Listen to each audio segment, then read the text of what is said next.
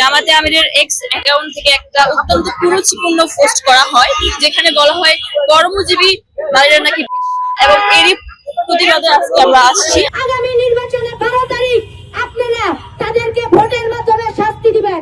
আমরা নারীরা একেবারে নিরাপদ না কেন বলি, কারণ বিগত বলতেছি ইন্টারিম সরকারের যে টাইমটা, ছায়া সরকার হিসাবে জামাত সবচেয়ে বেশি ক্ষমতা পাওয়ার এক্সারসাইজ করেছে স্বাধীনতার পর থেকে এখন পর্যন্ত, এবং জামাত ক্ষমতার কাছাকাছি থাকলে দেশকে তারা কোন পর্যায়ে নিয়ে যেতে পারে তার দৃষ্টান্ত আসলে আমরা বিগত 1.5 বছরের বেশি সময় দেখেছি।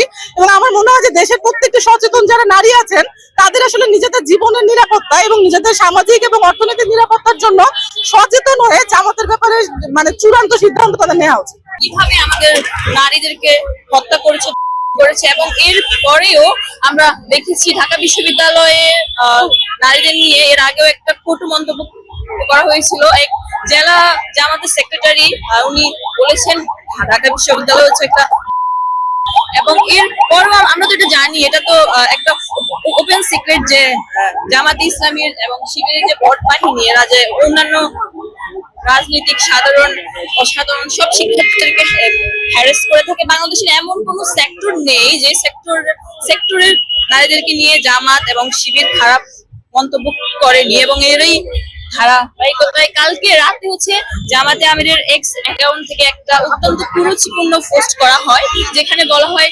কর্মজীবী নারীরা নাকি, এবং এরই প্রতিবাদে আজকে আমরা আসছি। আমরা আমাদের যে ঝাড়ু মিছিলটা করেছি, যার ঘরে অন্তত একটা মেয়ে সদস্য আছে, অন্তত একটা, তারও উচিত বাংলাদেশ জামাতে ইসলামীকে বয়কট করা। যারা বাংলাদেশের মানুষের হিউম্যান রাইটস, সেই বেসিক রাইটস গুলো আছে সেই রাইটস গুলোকে ফুলফিল করতে পারে না, তারা আবার জাতীয় নির্বাচনে অংশগ্রহণ করবে এবং তারা আবার তাদেরকে আবার মেনে নিবে।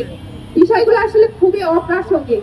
আমি আসলে জানি না আমাদের বাংলাদেশের মেয়েরা কি 52% যে মেয়েরা আছে, আপনারা কি কোনো বোমা ফাটাবেন যেই বোমায় বাংলাদেশের সব মেয়েরা আসলে উড়ে যাবে? এরকম কিছু যদি করতে পারে তাহলে আসলে আপনারা মনে হয় রাজনীতিটা আসলে করতে পারবেন। এছাড়া আসলে রাজনীতির যে করবেন হিউম্যান রাইটস গুলো যেগুলো ফুলফিল করতে পারে না, আপনারা কি রাজনীতি করবেন আমার আসলে বোধগম্য হয় না।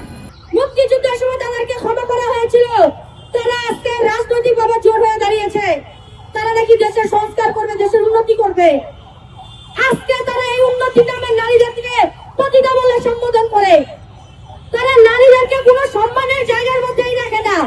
তাদেরকে যদি আমি এই ঘটনার পরে আবার ক্ষমা করি, তাহলে তারা যে পুনরায় আবার নারীদেরকে অসম্মান করবে না, দমিয়ে রাখবে না। কেউ কি কথা দিতে পারবে না।